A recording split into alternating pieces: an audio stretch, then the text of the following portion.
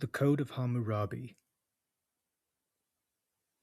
When Anu the Sublime, king of the Anunnaki, and Bel, the lord of heaven and earth, who decreed the fate of the land, assigned to Marduk, the overruling son of Ea, god of righteousness, dominion over earthly man, and made him great among the Agigi, they called Babylon by his illustrious name, made it great on earth, and founded an everlasting kingdom in it, whose foundations are laid so solidly as those of heaven and earth. Then Anu and Bel called by name me, Hammurabi, the exalted prince, who feared God, to bring about the rule of righteousness in the land, to destroy the wicked and the evildoers, so that the strong should not harm the weak, so that I should rule over the black-headed people like Shamash, and enlighten the land, to further the well-being of mankind. Hammurabi, the prince, called of Bel am I, making riches and increase, enriching Nippur and Dur-Ilu beyond compare, sublime patron of Ekur, who re-established Eridu and purified the worship of Eapsu, who conquered the four quarters of the world, made great the name of Babylon, rejoiced the heart of Marduk, his lord, who daily pays his devotions in Sagil, the royal scion whom Sin made, who enriched Ur, the humble, the reverent, who brings wealth to Gish-Shirgal, the white king, heard of Shamash, the mighty, who again laid the foundations of Sippara, who clothed the gravestones of Malkat with green, who made Babar great, which is like the heavens, the warrior who guarded Larsa and renewed Babar, with Shamash as his helper, the Lord who granted new life to Uruk, who brought plenteous water to its inhabitants, raised the head of Eanna, and perfected the beauty of Anu and Inanna, shield of the land, who reunited the scattered inhabitants of Isin, who richly endowed Egal-Mak, the protecting king of the city, brother of the god Zamama, who firmly founded the farms of Kish, crowned Emete Ursag with glory, redoubled the great holy treasures of Nana, managed the temple of Harsag Kalama, the grave of the enemy, whose help brought about the victory, who increased the power of Kutha, made all glorious in Eshidlam, the black steer, who gored the enemy, beloved of the god Nebo, who rejoiced the inhabitants of Borsippa, the sublime, who is indefatigable for Ezida, the divine king of the city, the white, wise, who broadened the fields of Dilbat, who heaped up the harvests for Urash, the mighty, the Lord to whom come scepter and crown, with which he clothes himself, the elect of Mama, who fixed the temple bounds of Kesh, who made rich the holy feasts of Nintu, the provident, solicitous, who provided food and drink for Lagash and Girsu, who provided large sacrificial offerings for the temple of Ningirsu, who captured the enemy, the elect of the oracle, who fulfilled the predictions of Halab, who rejoiced the heart of Anunit, the pure prince, whose prayer is accepted by Adad, who satisfied the heart of Adad, the warrior, in Karkar, who restored the vessels for worship in Eud Galgal, the king who granted life to the city of Adab, the guide of Emak, the princely king of the city, the irresistible warrior, who granted life to the inhabitants of Mashkanshabri, and brought abundance to the temple of Shidlam, the white, potent, who penetrated the secret cave of the bandits, saved the inhabitants of Malka from misfortune, and fixed their home fast in wealth, who established pure sacrificial gifts for Ea and Damgal Nuna, who made his kingdom everlastingly great, the princely king of the city, who subjected the districts on the Utkib-Nuna canal to the sway of Dagon, his creator, who spared the inhabitants of Merah and Tutul, the sublime prince, who makes the face of Nini shine, who presents holy meals to the divinity of Ninazu, who cared for its inhabitants in their need, provided a portion for them in Babylon in peace, the shepherd of the oppressed and of the slaves, whose deeds find favor before Anunit, who provided for Anunit in the temple of Dumash in the suburb of Agade, who recognizes the right, who rules by law, who gave back to the city of Ashur its protecting god, who let the name of Ishtar of Nineveh remain in Emishmish, the sublime, who humbles himself before the great gods, successor of Sumula-il, the mighty son of Sin-Mubalit, the royal scion of eternity, the mighty monarch, the son of Babylon, whose rays shed light over the land of Sumer and Akkad, the king, obeyed by the four quarters of the world, beloved of Nini am I. When Marduk sent me to rule over men, to give the protection of right to the land, I did right and righteousness in Lacuna, and brought about the well-being of the oppressed. Code of Laws 1. If anyone ensnare another, putting a ban upon him, but he cannot prove it, then he that ensnared him shall be put to death. 2. If anyone bring an accusation against a man, and the accused go to the river and leap into the river, if he sink in the river, his accuser shall take possession of his house. But if the river prove that the accused is not guilty, and he escape unhurt, then he who had brought the accusation shall be put to death, while he who leapt into the river shall take possession of the house that had belonged to his accuser. 3. If anyone bring an accusation of any crime before the elders, and does not prove what he has charged, he shall, if it be a capital offense charged, be put to death. 4. If he satisfy the elders to impose a fine of grain or money, he shall receive the fine that the action produces. 5. If a judge try a case, reach a decision, and present his judgment in writing, if later error shall appear in his decision, and it be through his own fault, then he shall pay 12 times the fine set by him in the case, and he shall be publicly removed from the judge's bench, and never again shall he sit there to render judgment.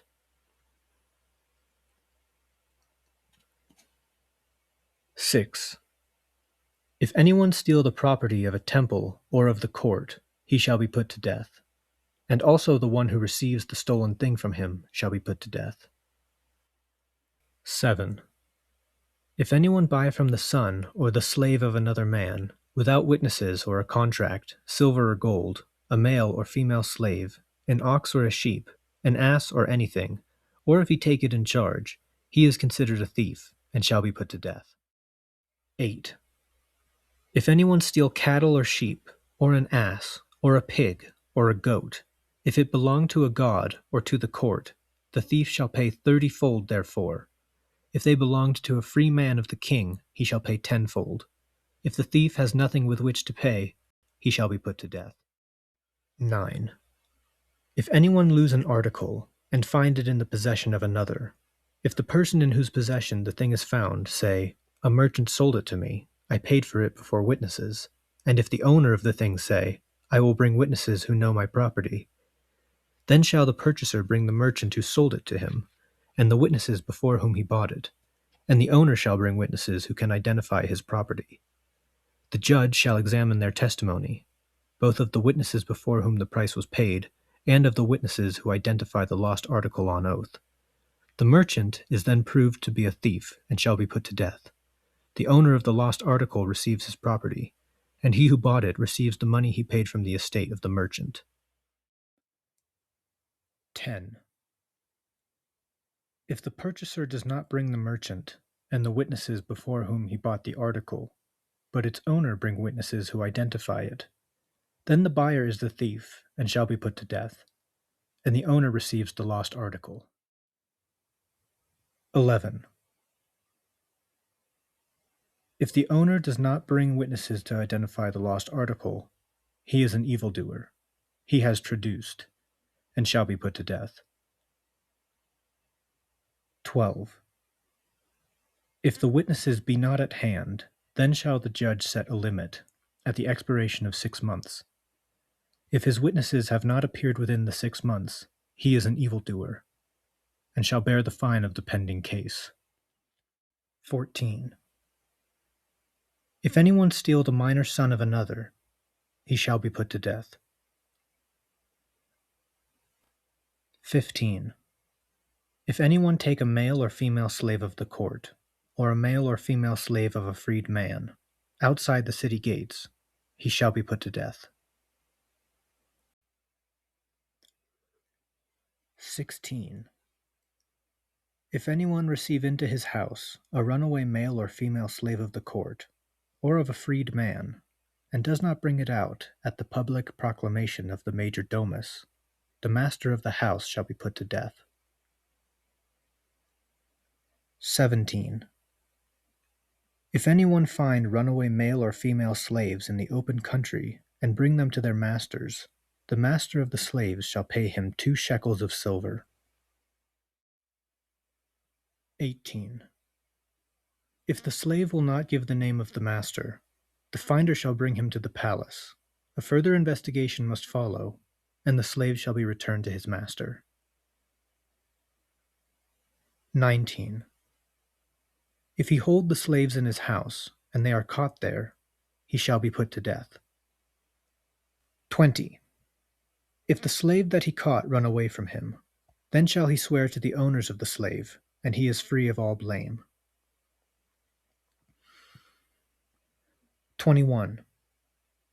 If anyone break a hole into a house, break in to steal, he shall be put to death before that hole, and be buried. 22. If anyone is committing a robbery and is caught, then he shall be put to death. 23. If the robber is not caught, then shall he who was robbed claim under oath the amount of his loss. Then shall the community and lacuna on whose ground and territory and in whose domain it was compensate him for the goods stolen. 24. If persons are stolen, then shall the community and lacuna pay 1 mina of silver to their relatives. 25. If fire break out in a house, and someone who comes to put it out cast his eye upon the property of the owner of the house, and take the property of the master of the house, he shall be thrown into that self-same fire. 26. If a chieftain or a man, a common soldier, who has been ordered to go upon the king's highway for war, does not go, but hires a mercenary, if he withholds the compensation, then shall this officer or man be put to death, and he who represented him shall take possession of his house. 27. If a chieftain or man be caught in the misfortune of the king, captured in battle, and if his fields and garden be given to another, and he take possession, if he return and reaches his place, his field and garden shall be returned to him. He shall take it over again. 28. If a chieftain or a man be caught in the misfortune of a king, if his son is able to enter into possession, then the field and garden shall be given to him. He shall take over the fee of his father. 29. If his son is still young and cannot take possession, 1/3 of the field and garden shall be given to his mother, and she shall bring him up. 30. If a chieftain or a man leave his house, garden, and field, and hires it out, and someone else takes possession of his house, garden, and field, and uses it for 3 years, if the first owner returns and claims his house, garden, and field, it shall not be given to him, but he who has taken possession of it and used it shall continue to use it. 31. If he hire it out for 1 year and then return, the house, garden, and field shall be given back to him, and he shall take it over again. 32. If a chieftain or a man is captured on the way of the king, in war, and a merchant buy him free, and bring him back to his place, if he have the means in his house to buy his freedom, he shall buy himself free. If he have nothing in the house with which to buy himself free, he shall be bought free by the temple of his community. If there be nothing in the temple with which to buy him free, the court shall buy his freedom. His field, garden, and house shall not be given for the purchase of his freedom. 33. If a lacuna or a lacuna enter himself as withdrawn from the way of the king, and send a mercenary as substitute, but withdraw him, then the lacuna or lacuna shall be put to death. 34. If a lacuna or a lacuna harm the property of a captain, injure the captain, or take away from the captain a gift presented to him by the king, then the lacuna or the lacuna shall be put to death.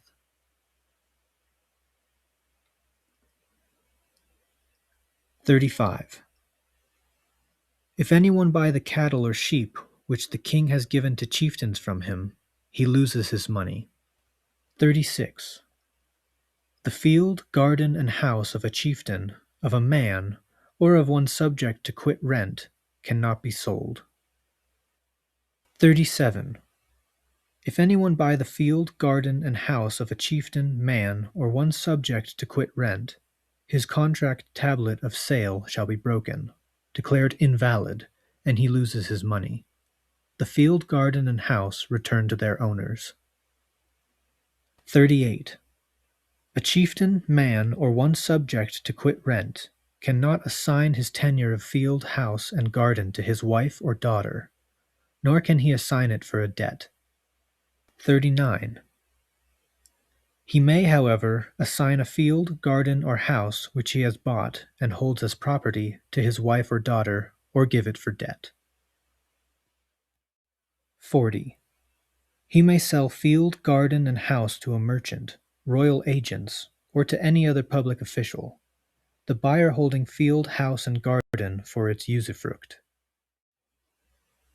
41. If anyone fence in the field, garden, and house of a chieftain, man, or one subject to quit rent, furnishing the palings therefor, if the chieftain, man, or one subject to quit rent return to field, garden, and house, the palings which were given to him become his property. 42.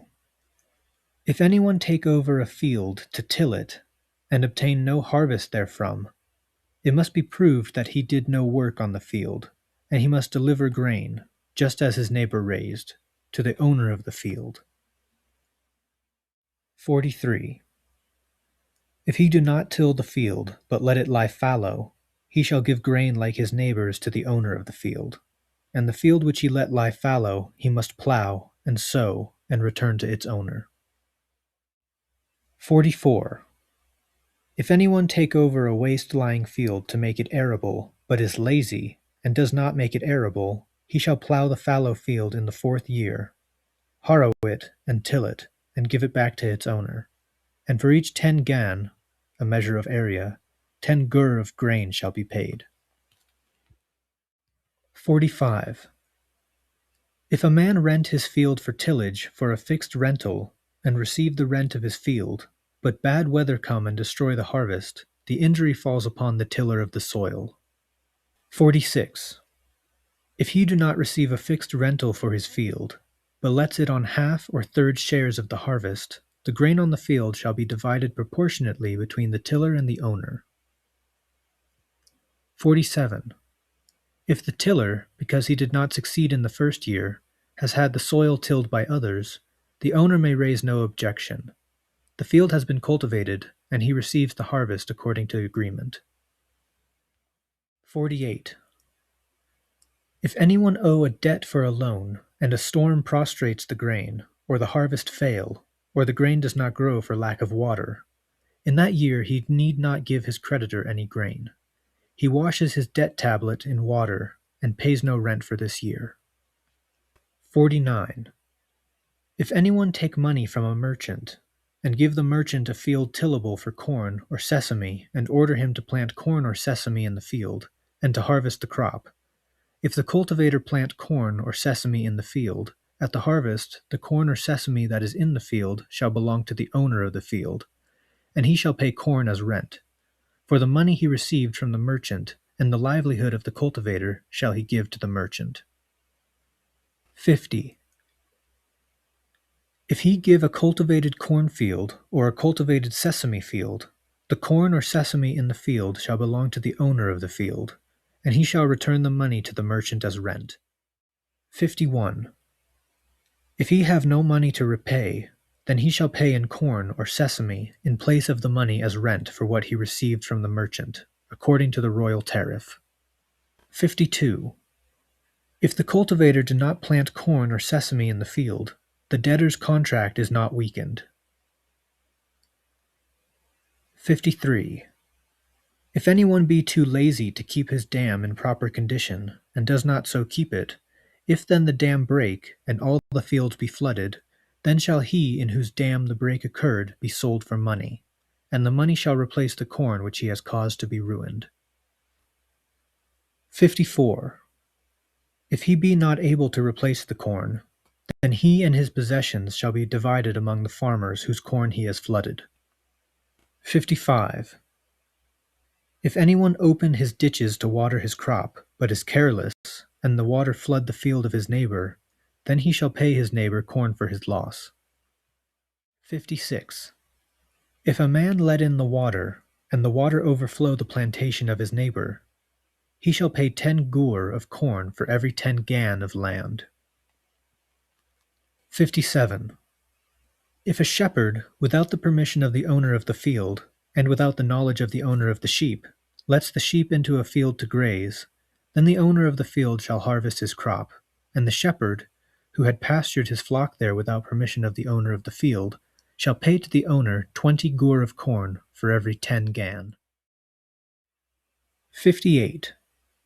If after the flocks have left the pasture and been shut up in the common fold at the city gate, any shepherd let them into a field, and they graze there, this shepherd shall take possession of the field which he has allowed to be grazed on, and at the harvest he must pay 60 gur of corn for every 10 gan.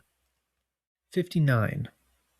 If any man, without the knowledge of the owner of a garden, fell a tree in a garden, he shall pay half a mina in money.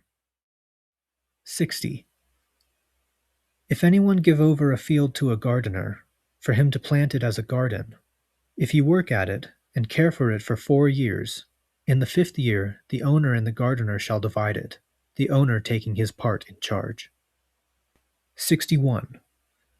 If the gardener has not completed the planting of the field, leaving one part unused, this shall be assigned to him as his. 62.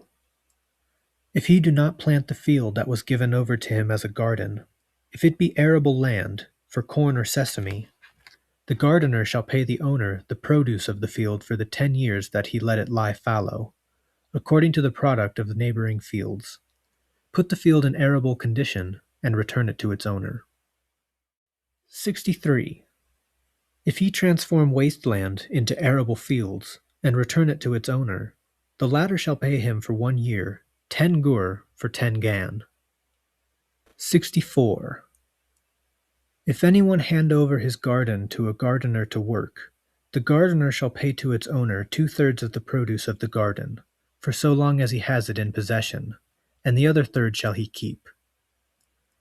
65. If the gardener do not work in the garden, and the product fall off, the gardener shall pay in portion to other neighboring gardens. Here a portion of the text is missing, apparently comprising 34 paragraphs. 100. Lacuna, interest for the money, as much as he has received, he shall give a note therefor, and on the day when they settle, pay to the merchant. 101. If there are no mercantile arrangements in the place whither he went, he shall leave the entire amount of money which he received with the broker to give to the merchant.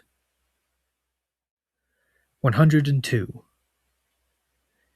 If a merchant entrust money to an agent, a broker, for some investment, and the broker suffer a loss in the place to which he goes, he shall make good the capital to the merchant. 103. If, while on the journey, an enemy take away from him anything that he had, the broker shall swear by God and be free of obligation. 104. If a merchant give an agent corn, wool, oil, or any other goods to transport, the agent shall give a receipt for the amount, and compensate the merchant therefor. Then he shall obtain a receipt from the merchant for the money that he gives the merchant. 105. If the agent is careless, and does not take a receipt for the money which he gave the merchant, he cannot consider the unreceipted money as his own. 106.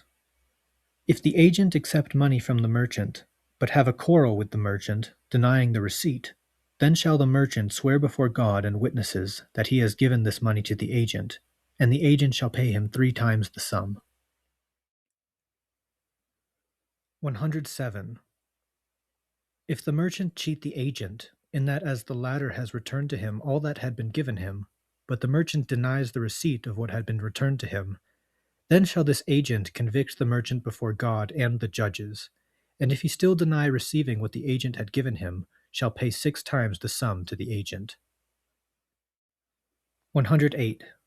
If a tavern keeper, feminine, does not accept corn according to gross weight in payment of drink, but takes money, and the price of the drink is less than that of the corn, she shall be convicted and thrown into the water. 109.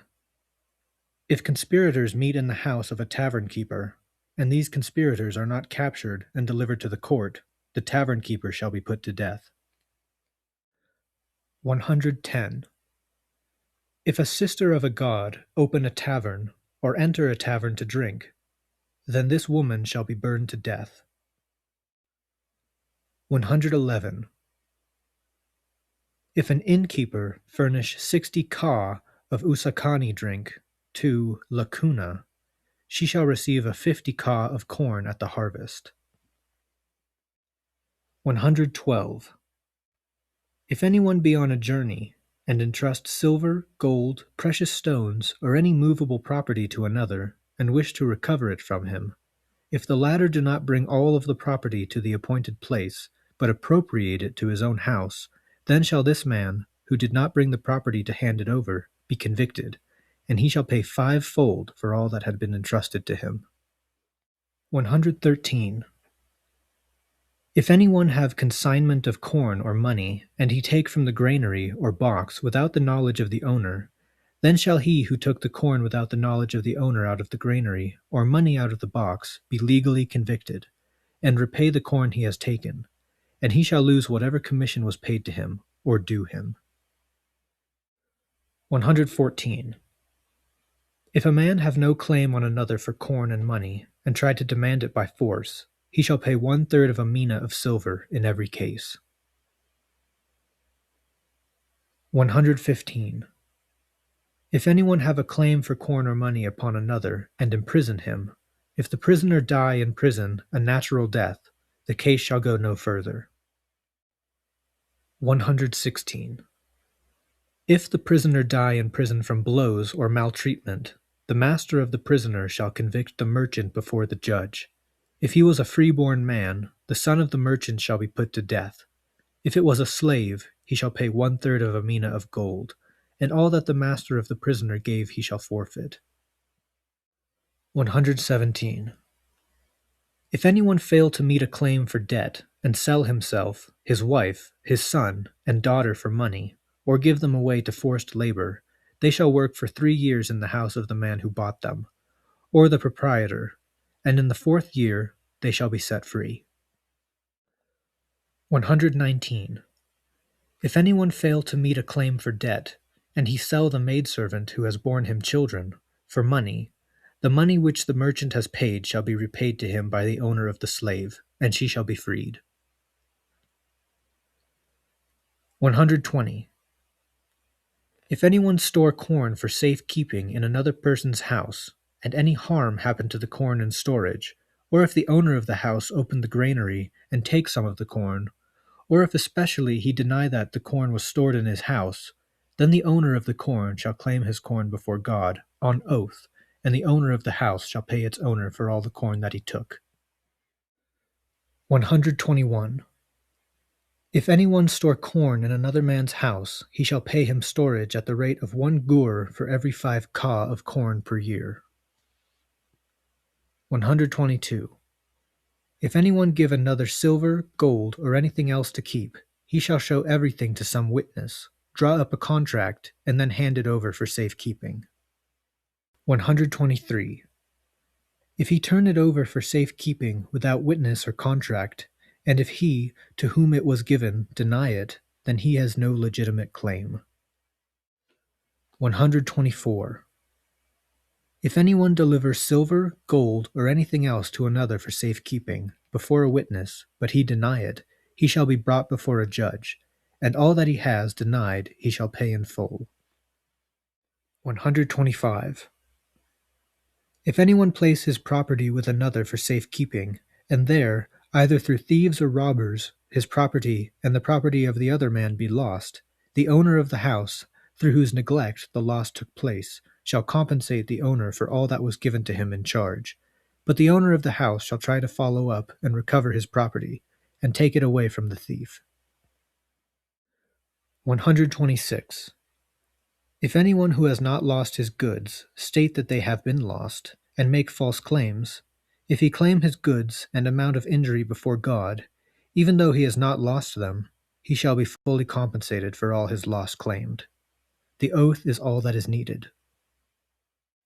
127.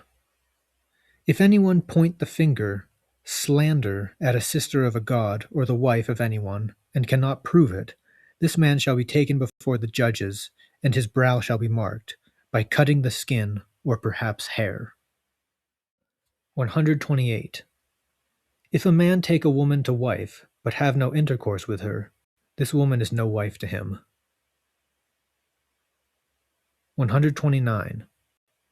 If a man's wife be surprised, in flagrante delicto, with another man, both shall be tied and thrown into the water, but the husband may pardon his wife, and the king his slaves. 130. If a man violate the wife, betrothed or child wife of another man, who has never known a man, and still lives in her father's house, and sleep with her and be surprised, this man shall be put to death, but the wife is blameless. 131. If a man bring a charge against one's wife, but she is not surprised with another man, she must take an oath, and then may return to her house. 132. If the finger is pointed at a man's wife about another man, but she is not caught sleeping with the other man, she shall jump into the river for her husband. 133. If a man is taken prisoner in war, and there is a sustenance in his house, but his wife leave house and court, and go to another house, because this wife did not keep her court, and went to another house, she shall be judicially condemned and thrown into the water.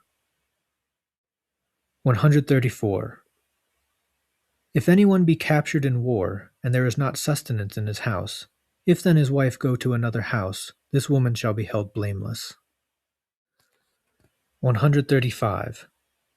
If a man be taken prisoner in war, and there be no sustenance in his house, and his wife go to another house and bear children, and if later her husband return and come to his home, then this wife shall return to her husband, but the children follow their father. 136. If anyone leave his house, run away, and then his wife go to another house, if then he return, and wishes to take his wife back, because he fled from his home and ran away, the wife of this runaway shall not return to her husband. 137. If a man wish to separate from a woman who has borne him children, or from his wife who has borne him children, then he shall give that wife her dowry, and a part of the usufruct of field, garden, and property, so that she can rear her children. When she has brought up her children, a portion of all that is given to the children, equal as that of one son, shall be given to her. She may then marry the man of her heart.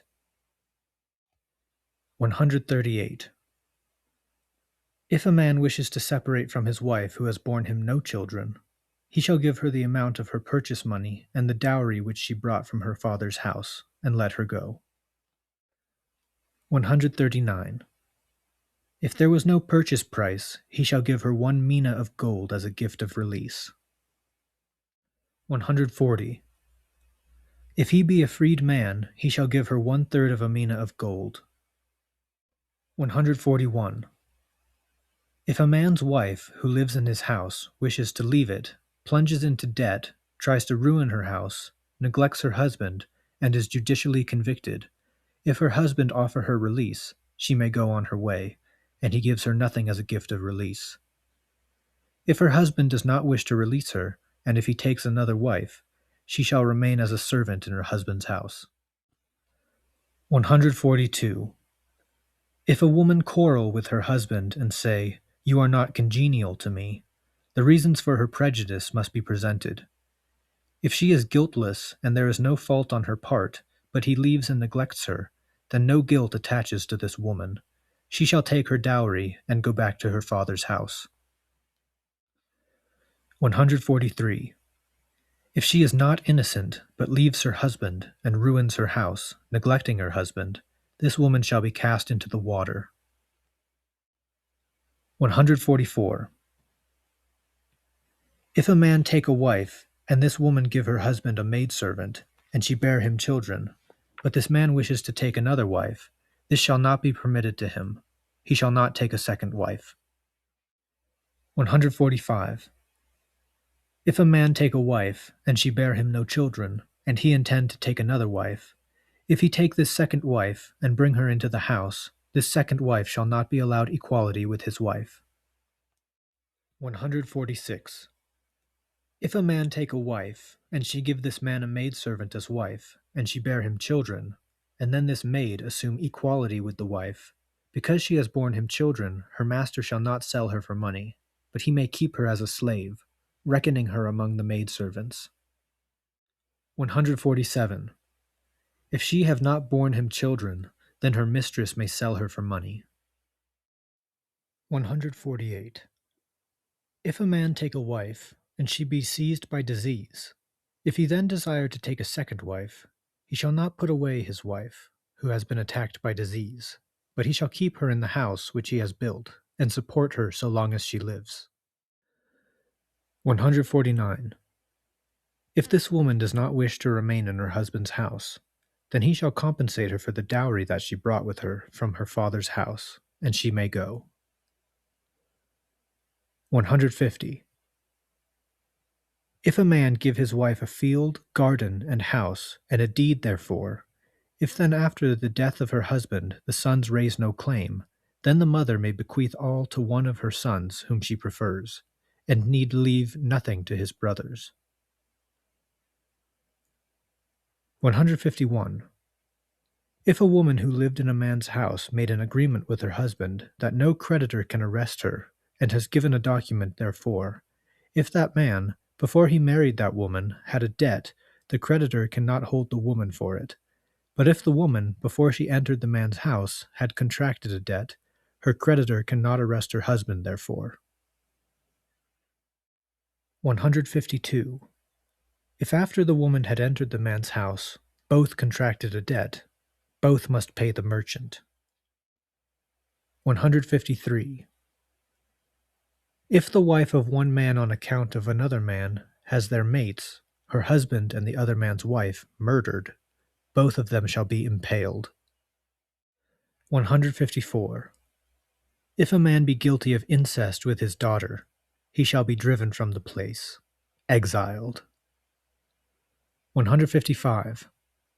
If a man betroth a girl to his son, and his son have intercourse with her, but he, the father, afterward defile her, and be surprised, then he shall be bound and cast into the water, drowned. 156. If a man betroth a girl to his son, but his son has not known her, and if then he defile her, he shall pay her half a gold mina, and compensate her for all that she brought out of her father's house. She may marry the man of her heart. 157. If anyone be guilty of incest with his mother after his father, both shall be burned. 158. If anyone be surprised after his father with his chief wife, who has borne children, he shall be driven out of his father's house. 159. If anyone, who has brought chattels into his father-in-law's house, and has paid the purchase money, looks for another wife, and says to his father-in-law, I do not want your daughter, the girl's father may keep all that he had brought. 160. If a man bring chattels into the house of his father-in-law, and pay the purchase price for his wife, if then the father of the girl say, I will not give you my daughter, he shall give him back all that he brought with him. 161.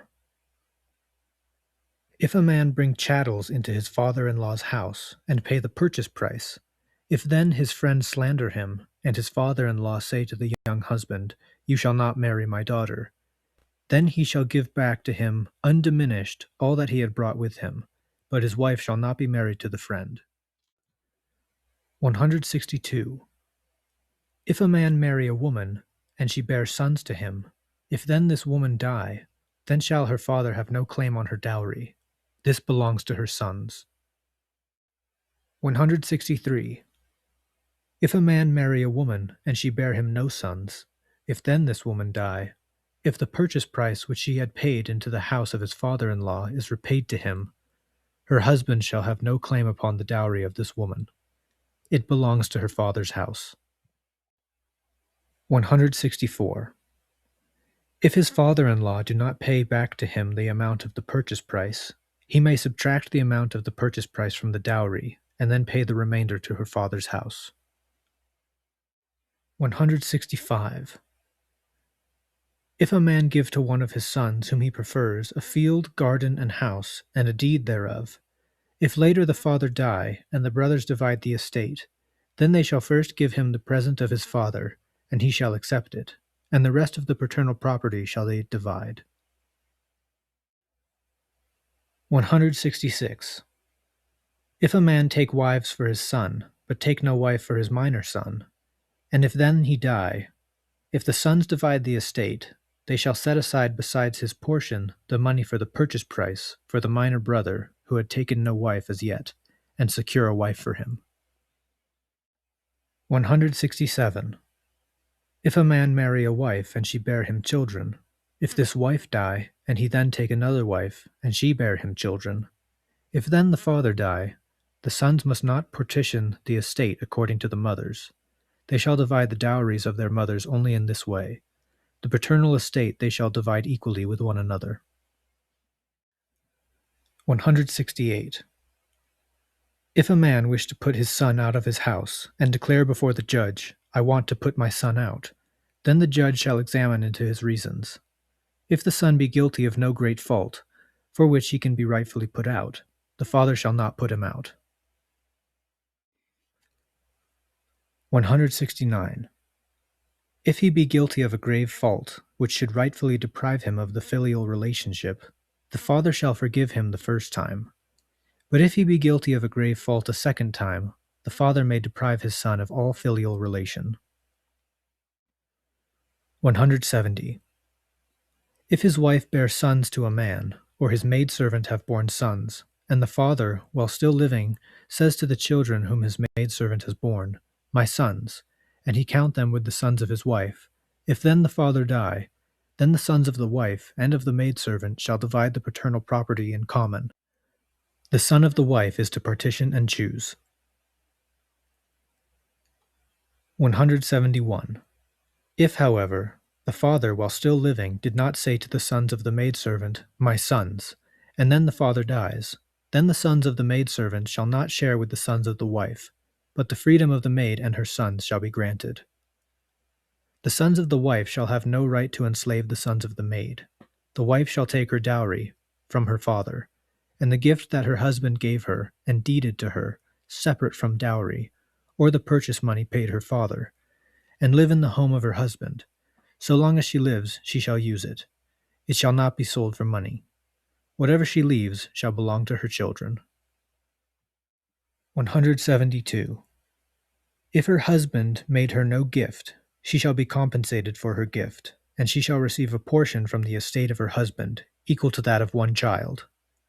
If her sons oppress her, to force her out of the house, the judge shall examine into the matter, and if the sons are at fault, the woman shall not leave her husband's house. If the woman desire to leave the house, she must leave to her sons the gift which her husband gave her, but she may take the dowry of her father's house. Then she may marry the man of her heart. 173. If this woman bear sons to her second husband, in the place to which she went, and then die, her earlier and later sons shall divide the dowry between them. 174. If she bear no sons to her second husband, the sons of her first husband shall have the dowry. 175. If a state slave, or the slave of a freed man, marry the daughter of a free man, and children are born, the master of the slave shall have no right to enslave the children of the free. 176. If, however, a state slave or the slave of a freed man marry a man's daughter, and after he marries her she bring a dowry from a father's house, if then they both enjoy it and found a household and accumulate means, if then the slave die, then she who was free-born may take her dowry, and all that her husband and she had earned. She shall divide them into 2 parts. One half the master for the slave shall take, and the other half shall the freeborn woman take for her children. If the freeborn woman had no gift, she shall take all that her husband and she had earned, and divide it into 2 parts, and the master of the slave shall take one half, and she shall take the other for her children. 177. If a widow, whose children are not grown, wishes to enter another house, remarry, she shall not enter it without the knowledge of the judge. If she enter another house, the judge shall examine the state of the house of her first husband. Then the house of her first husband shall be entrusted to the second husband, and the woman herself as managers. And a record must be made thereof. She shall keep the house in order, bring up the children, and not sell the household utensils. He who buys the utensils of the children of the widow shall lose his money, and the goods shall return to their owners. 178. If a devoted woman or a prostitute to whom her father has given a dowry, and a deed therefor, but if in this deed it is not stated that she may bequeath it as she pleases, and is not explicitly stated that she has the right of disposal, if then her father die, then her brothers shall hold her field and garden, and give her corn, oil, and milk according to her portion, and satisfy her. If her brothers do not give her corn, oil, and milk according to her share, then her field and garden shall support her. She shall have the usufruct of field and garden, and all that her father gave her, so long as she lives, but she cannot sell or assign it to others. Her position of inheritance belongs to her brothers. 179. If a sister of a god or a prostitute receive a gift from her father, and a deed in which it has been explicitly stated that she may dispose of it as she pleases, and give her complete disposition thereof, if then her father die, then she may leave her property to whomsoever she pleases. Her brothers can raise no claim thereto. 180. If a father give a present to his daughter, either marriageable or a prostitute unmarriageable, and then die, then she is to receive a portion as a child from the paternal estate, and enjoy its usufruct so long as she lives. Her estate belongs to her brothers. 181. If a father devote a temple maid or a temple virgin to God and give her no present, if then the father die, she shall receive the third of a child's portion from the inheritance of her father's house, and enjoy its usufruct so long as she lives. Her estate belongs to her brothers. 182. If a father devote his daughter as a wife of Marduk of Babylon, as in 181, and give her no present, nor a deed, if then her father die, then shall she receive 1/3 of her portion as a child of her father's house from her brothers, but Marduk may leave her estate to whomsoever she wishes. 183. If a man give his daughter by a concubine a dowry, and a husband, and a deed, if then her father die, she shall receive no portion from the paternal estate. 184. If a man do not give a dowry to his daughter by a concubine, and no husband, if then her father die, her brother shall give her a dowry according to her father's wealth, and secure a husband for her. 185. If a man adopt a child, and to his name as son, and rear him, this grown son cannot be demanded back again. 186. If a man adopt a son, and if after he has taken him he injure his foster father and mother, then this adopted son shall return to his father's house. 187. The son of a paramour in the palace service, or of a prostitute, cannot be demanded back. 188. If an artisan has undertaken to rear a child and teaches him his craft, he cannot be demanded back. 189. If he has not taught him his craft, this adopted son may return to his father's house. 190. If a man does not maintain a child that he has adopted as a son and reared with his other children, then his adopted son may return to his father's house. 191. If a man who had adopted a son and reared him, founded a household, and had children, wished to put this adopted son out, then this son shall not simply go his way. His adoptive father shall give him of his wealth 1/3 of a child's portion, and then he may go. He shall not give him of the field, garden, and house. 192. If a son of a paramour or a prostitute say to his adoptive father or mother, "You are not my father or my mother," his tongue shall be cut off. 193. If the son of a paramour or a prostitute desire his father's house, and desert his adoptive father and adoptive mother, and goes to his father's house, then shall his eye be put out. 194. If a man give his child to a nurse, and the child die in her hands, but the nurse, unbeknown to the father and mother, nurse another child, then they shall convict her of having nursed another child without the knowledge of the father and mother, and her breasts shall be cut off. 195. If a son strike his father, his hands shall be hewn off. 196. If a man put out the eye of another man, his eye shall be put out. An eye for an eye. 197. If he break another man's bone, his bone shall be broken.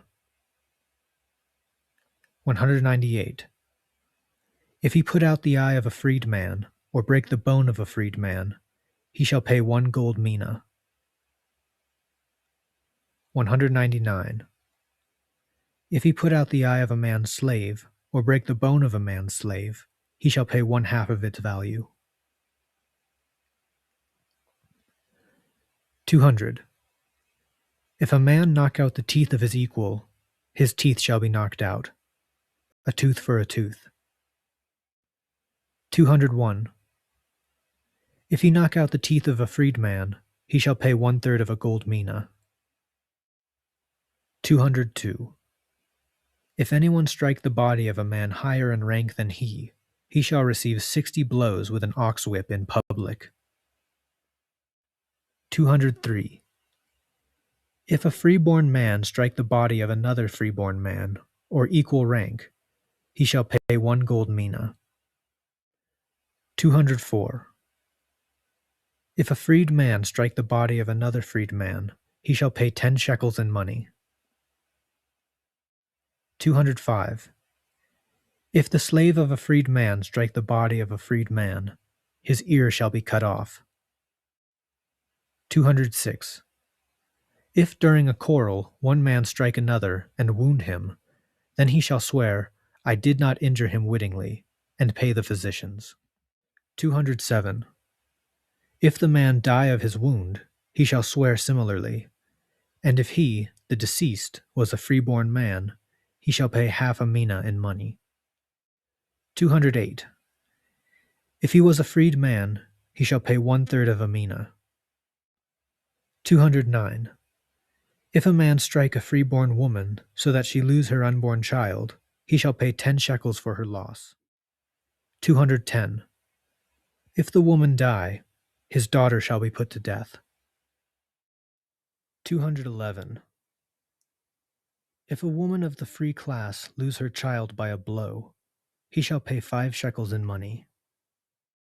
212. If this woman die, he shall pay 1/2 a mina.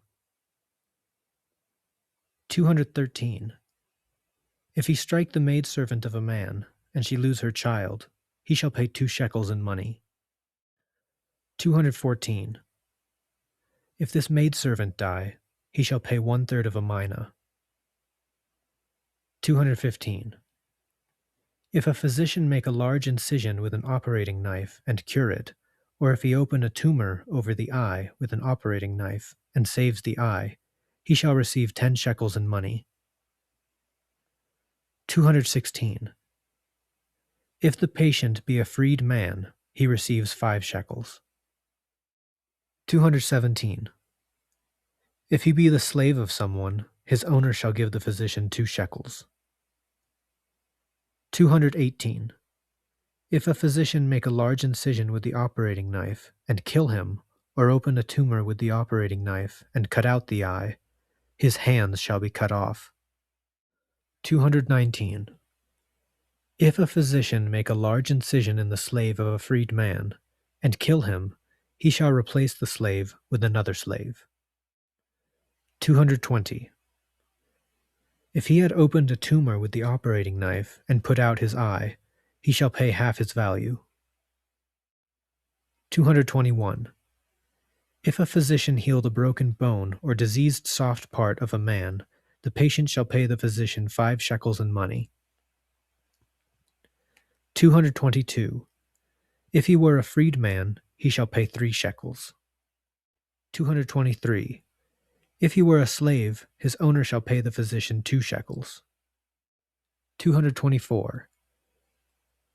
If a veterinary surgeon perform a serious operation on an ass or an ox and cure it, the owner shall pay the surgeon 1/6 of a shekel as a fee. 225. If he perform a serious operation on an ass or ox and kill it, he shall pay the owner 1/4 of its value. 226. If a barber, without the knowledge of his master, cut the sign of a slave on a slave not to be sold, the hands of this barber shall be cut off. 227. If anyone deceive a barber, and have him mark a slave not for sale with the sign of a slave, he shall be put to death, and buried in his house. The barber shall swear, I did not mark him wittingly, and shall be guiltless. 228. If a builder build a house for someone, and complete it, he shall give him a fee of 2 shekels in money for each sar of service.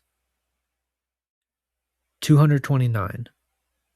If a builder build a house for someone, and does not construct it properly, and the house which he built fall in, and kill its owner, then that builder shall be put to death. 230. If it kill the son of the owner, the son of that builder shall be put to death. 231. If it kill a slave of the owner, then he shall pay slave for slave to the owner of the house. 232. If it ruin goods, he shall make compensation for all that has been ruined, and inasmuch as he did not construct properly this house which he built, and it fell, he shall re-erect the house from his own means. 233. If a builder build a house for someone, even though he has not yet completed it, if then the walls seem toppling, the builder must make the walls solid from his own means. 234. If a shipbuilder build a boat of 60 gur for a man, he shall pay him a fee of 2 shekels in money. 235. If a shipbuilder build a boat for someone, and do not make it tight, if during that same year that boat is sent away and suffers injury, the shipbuilder shall take the boat apart and put it together tight at his own expense. The tight boat he shall give to the boat owner. 236. If a man rent his boat to a sailor, and the sailor is careless, and the boat is wrecked or goes aground, the sailor shall give the owner of the boat another boat as compensation. 237. If a man hire a sailor and his boat, and provide it with corn, clothing, oil and dates, and other things of the kind needed for fitting it, if the sailor is careless, the boat is wrecked, and its contents ruined, then the sailor shall compensate for the boat which was wrecked, and all in it that he ruined. 238. If a sailor wreck anyone's ship, but saves it, he shall pay the half of its value in money. 239. If a man hire a sailor, he shall pay him 6 gur of corn per year. 240. If a merchantman run against a ferry boat, and wreck it, the master of the ship that was wrecked shall seek justice before God. The master of the merchantman, which wrecked the ferry boat, must compensate the owner for the boat and all that he ruined. 241. If anyone impresses an ox for forced labor, he shall pay 1/3 of a mina in money. 242. If anyone hire oxen for a year, he shall pay 4 gur of corn for plough oxen. 243. As rent of herd cattle, he shall pay 3 gur of corn to the owner. 244. If anyone hire an ox or an ass, and a lion kill it in the field, the loss is upon its owner. 245. If anyone hire oxen, and kill them by bad treatment or blows, he shall compensate the owner, oxen for oxen. 246. If a man hire an ox, and he breaks its leg or cut the ligament of its neck, he shall compensate the owner with ox for ox. 247. If anyone hire an ox, and put out its eye, he shall pay the owner 1/2 of its value. 248. If anyone hire an ox, and break off a horn, or cut off its tail, or hurt its muzzle, he shall pay 1/4 of its value in money. 249. If anyone hire an ox, and God strike it that it die, the man who hired it shall swear by God and be considered guiltless. 250. If while an ox is passing on the street market, someone push it and kill it, the owner can set up no claim in the suit against the hirer. 251. If an ox be a goring ox, and it's shown that he is a gorer, and he do not bind his horns, or fasten the ox up, and the ox gore a freeborn man and kill him, the owner shall pay 1/2 a mina in money. 252. If he kill a man's slave, he shall pay 1/3 of a mina. 253. If anyone agree with another to tend his field, give him seed, entrust a yoke of oxen to him, and bind him to cultivate the field, if he steal the corn or plants, and take them for himself, his hands shall be hewn off. 254. If he take the seed corn for himself, and do not use the yoke of oxen, he shall compensate him for the amount of the seed corn. 255. If he sublet the man's yoke of oxen, or steal the seed corn, planting nothing in the field, he shall be convicted, and for each 100 gan he shall pay 60 gur of corn. 256. If his community will not pay for him, then he shall be placed in that field with the cattle, at work. 257. If anyone hire a field laborer, he shall pay him 8 gur of corn per year. 258. If anyone hire an ox driver, he shall pay him 6 gur of corn per year. 259. If anyone steal a water wheel from the field, he shall pay 5 shekels in money to its owner. 260. If anyone steal a shadif, used to draw water from the river or canal, or a plough, he shall pay 3 shekels in money. 261. If anyone hire a herdsman for cattle or sheep, he shall pay him 8 gur of corn per annum. 262.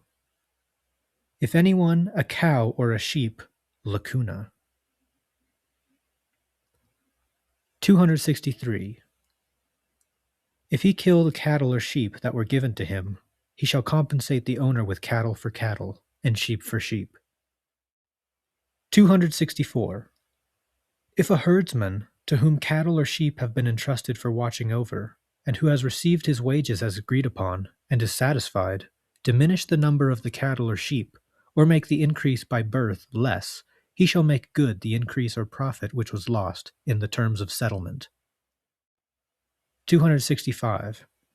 If a herdsman, to whose care cattle or sheep have been entrusted, be guilty of fraud, and make false returns of the natural increase, or sell them for money, then shall he be convicted, and pay the owner 10 times the loss. 266. If the animal be killed in the stable by God, an accident, or if a lion kill it, the herdsman shall declare his innocence before God, and the owner bears the accident in the stable. 267. If the herdsman overlooks something, and an accident happen in the stable, then the herdsman is at fault for the accident which he has caused in the stable, and he must compensate the owner for the cattle or sheep. 268. If anyone hire an ox for threshing, the amount of the hire is 20 ka of corn. 269. If he hire an ass for threshing, the hire is 20 ka of corn. 270. If he hire a young animal for threshing, the hire is 10 ka of corn. 271. If anyone hire oxen, cart and driver, he shall pay 180 ka of corn per day. 272. If anyone hire a cart alone, he shall pay 40 ka of corn per day. 273. If anyone hire a day laborer, he shall pay him from the new year until the 5th month, April to August, when days are long and the work hard, 6 gerahs in money per day. From the 6th month to the end of the year he shall give him 5 gerahs per day. 274.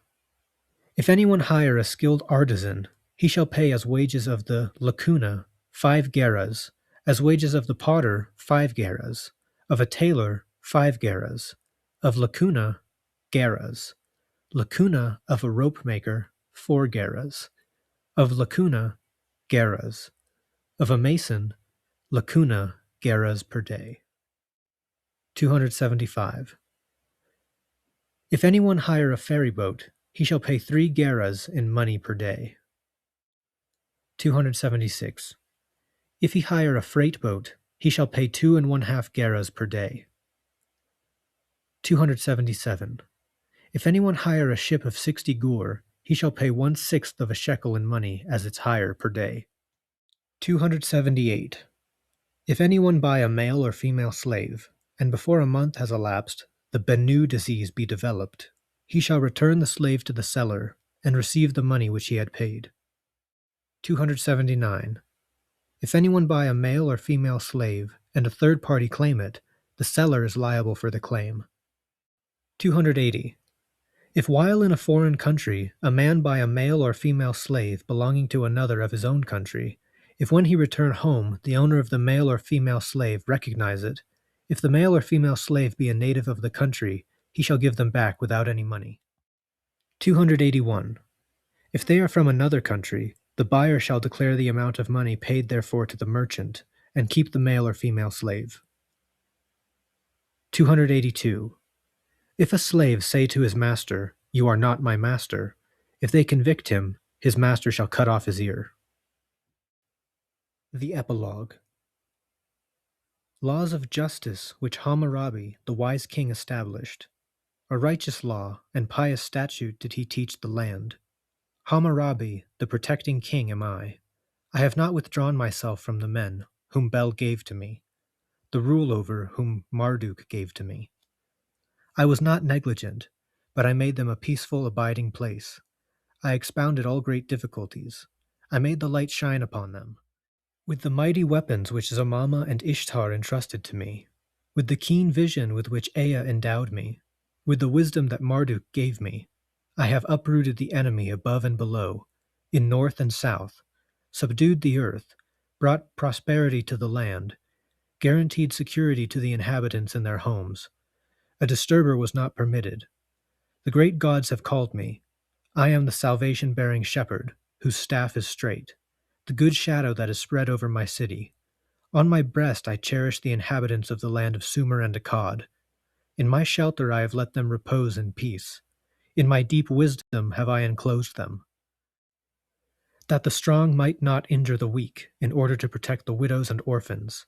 I have in Babylon the city where Anu and Bel raise high their head, in Sagil the temple, whose foundations stand firm as heaven and earth, in order to bespeak justice in the land, to settle all disputes, and heal all injuries. Set up these, my precious words, written upon my memorial stone, before the image of me, as King of righteousness. The king who ruleth among the kings of the cities am I. My words are well considered. There is no wisdom like unto mine. By the command of Shamash, the great judge of heaven and earth, let righteousness go forth in the land. By the order of Marduk, my lord, let no destruction befall my monument. In Sagil, which I love, let my name be ever repeated. Let the oppressed, who has a case at law, come and stand before this, my image, as King of righteousness. Let him read the inscription and understand my precious words. The inscription will explain his case to him. He will find out what is just, and his heart will be glad, so that he will say, Hammurabi is a ruler, who is as a father to his subjects, who holds the words of Marduk in reverence, who has achieved conquest for Marduk over the north and south, who rejoices the heart of Marduk, his lord, who has bestowed benefits forever and ever on his subjects, and has established order in the land. When he reads the record, let him pray with full heart to Marduk, my lord, and Zarpanit, my lady, and then shall the protecting deities and the gods who frequent Esagil graciously grant the desires daily presented before Marduk, my lord, and Zarpanit, my lady. In future time, through all coming generations, let the king, who may be in the land, observe the words of righteousness which I have written on my monument. Let him not alter the law of the land which I have given, the edicts which I have enacted. My monument let him not mar. If such a ruler have wisdom, and be able to keep his land in order, he shall observe the words which I have written in this inscription, the rule, statute, and law of the land which I have given. The decisions which I have made will this inscription show him. Let him rule his subjects accordingly. Speak justice to them. Give right decisions. Root out the miscreants and criminals from this land, and grant prosperity to his subjects. Hammurabi, the king of righteousness, on whom Shamash has conferred right, or law, am I. My words are well considered. My deeds are not equaled. To bring low those that were high, to humble the proud, to expel insolence. If a succeeding ruler considers my words, which I have written in this, my inscription, if he do not annul my law, nor corrupt my words, nor change my monument, then may Shamash lengthen that king's reign, as he has that of me, the king of righteousness, that he may reign in righteousness over his subjects. If this ruler do not esteem my words, which I have written in my inscription, if he despise my curses, and fear not the curse of God, if he destroy the law which I have given, corrupt my words, change my monument, efface my name, write his name there, or on account of the curses commission another so to do, that man, whether king or ruler, patesi or commoner, no matter what he be, may the great God Anu, the father of the gods, who has ordered my rule, withdraw from him the glory of royalty, break his scepter, curse his destiny. May Bel, the Lord, who fixeth destiny, whose command cannot be altered, who has made my kingdom great, order a rebellion which his hand cannot control. May he let the wind of the overthrow of his habitation blow. May he ordain the years of his rule, in groaning, years of scarcity, years of famine, darkness without light, death with seeing eyes be fated to him. May he, Bel, order with his potent mouth the destruction of his city, the dispersion of his subjects, the cutting off of his rule, the removal of his name and memory from the land. May Belit, the great mother, whose command is potent in Ekur, the mistress, who hearkens graciously to my petitions, in the seat of judgment and decision, where Bel fixes destiny, turn his affairs evil before Bel, and put the devastation of his land, the destruction of his subjects, the pouring out of his life, like water into the mouth of King Bel. May Ea, the great ruler, whose fated decrees come to pass, the thinker of the gods, the omniscient, who maketh long the days of my life, withdraw understanding and wisdom from him, lead him to forgetfulness, shut up his rivers at their sources, and not allow corn or sustenance for man to grow in his land. May Shamash, the great judge of heaven and earth, who supporteth all means of livelihood, Lord of life courage, shatter his dominion, annul his law, destroy his way, make vain the march of his troops, send him in his visions forecasts of the uprooting of the foundations of his throne, and of the destruction of his land. May the condemnation of Shamash overtake him forthwith. May he be deprived of water above among the living, and his spirit below in the earth. May Sin, the moon god, the Lord of heaven, the divine Father, whose crescent gives light among the gods, take away the crown and regal throne from him. May he put upon him heavy guilt, great decay, that nothing may be lower than he. May he destine him as fated, days, months, and years of dominion filled with sighing and tears, increase of the burden of dominion, a life that is like unto death. May Adad, the Lord of fruitfulness, ruler of heaven and earth, my helper, withhold from him rain from heaven, and the flood of water from the springs, destroying his land by famine and want. May he rage mightily over his city, and make his land into flood hills, heaps of ruined cities. May Zamama, the great warrior, the firstborn son of Ekur, who goeth at my right hand, shatter his weapons on the field of battle, turn day into night for him, and let his foe triumph over him. May Ishtar, the goddess of fighting and war, who unfetters my weapons, my gracious protecting spirit, who loveth my dominion, curse his kingdom in her angry heart, in her great wrath, change his grace into evil, and shatter his weapons on the place of fighting and war. May she create disorder and sedition for him, strike down his warriors, that the earth may drink their blood, and throw down the piles of corpses of his warriors on the field. May she not grant him a life of mercy, deliver him into the hands of his enemies, and imprison him in the land of his enemies. May Nergal, the might among the gods, whose contest is irresistible, who grants me victory, in his great might burn up his subjects like a slender reed stalk, cut off his limbs with his mighty weapons, and shatter him like an earthen image. May Nintu, the sublime mistress of the lands, the fruitful mother, deny him a son, vouchsafe him no name, give him no successor among men. May Ninkarak, the daughter of Anu, who adjudges grace to me, cause to come upon his members in Ekur high fever, severe wounds that cannot be healed, whose nature the physician does not understand, which he cannot treat with dressing, which like the bite of death cannot be removed until they have sapped away his life. May he lament the loss of his life power, and may the great gods of heaven and earth, the Anunnaki, altogether inflict a curse and evil upon the confines of the temple, the walls of this Ebara, the sun temple of Sipara, upon his dominion, his land, his warriors, his subjects, and his troops. May Bel curse him with the potent curses of his mouth that cannot be altered, and may they come upon him forthwith.